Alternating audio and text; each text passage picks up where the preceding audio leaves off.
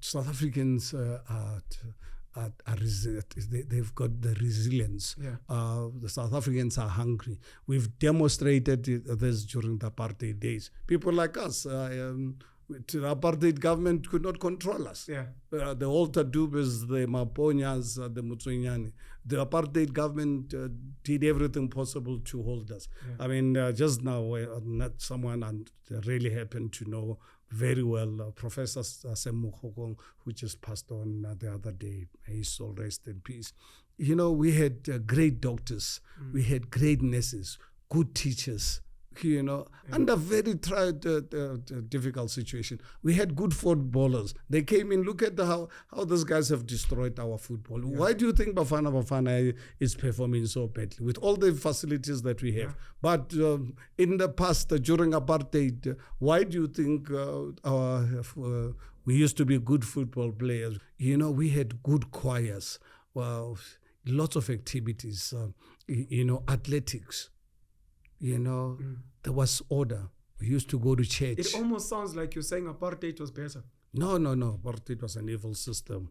But was it only evil because it kept black people out? Yes, because is that the only reason? No, because it kept us as black people out of main participation in the economy and be accepted as fellow dignified human beings. And I think it's apartheid cannot justify. But what I'm telling you is my lived experience. Did we play football at school?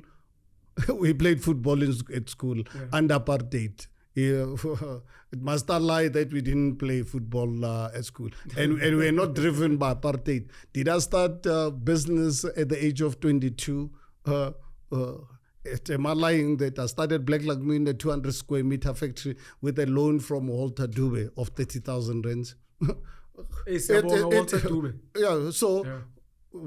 So how do anyone expect me to? Must I lie about it that apartheid beat me? I beat it at their own game, and I'm not the only one. I'm not an exception. Yeah.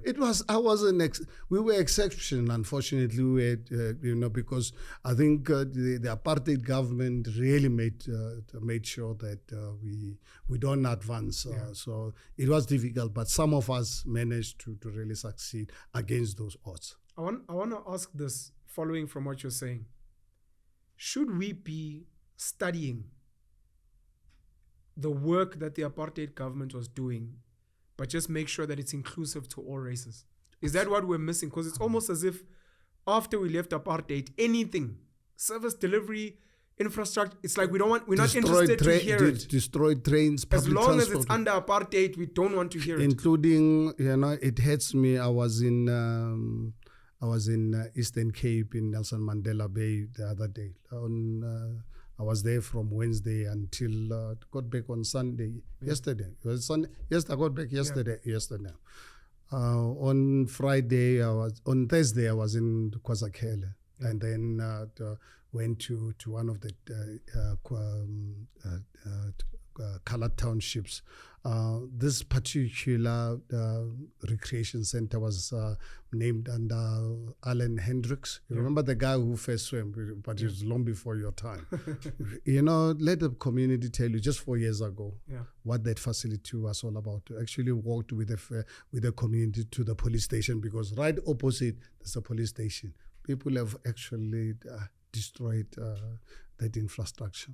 But then you look at us when we travel, tourists, when they travel to countries, they don't want to see new fancy buildings. They would just really want to see the history. Whereas in our case, we've destroyed the city of Johannesburg. It's actually quite sad. It pains me every time I talk to my kids to tell them about Johannesburg 30 years ago. That Johannesburg, we celebrated Nelson Mandela's victory at the Carlton Hotel. The Carlton Hotel 30 years ago was one of the best hotels, 5-star. And probably on the continent. Not for 5 minutes walk from it, there was the Johannesburg Sun. Top class. I was one of the people invited to Nelson Mandela's celebration before he was inaugurated, and I was obviously even invited to inauguration. I was invited to Thabo Mbeki. That city used to be the envy of the world, the newest city. Look at it today. So I tell my kids so for them, every time I tell them what Joburg used to look like, they think I'm crazy. They says, no, that it's not possible that human beings can destroy a city that you are explaining in such a short time. They think I'm joking.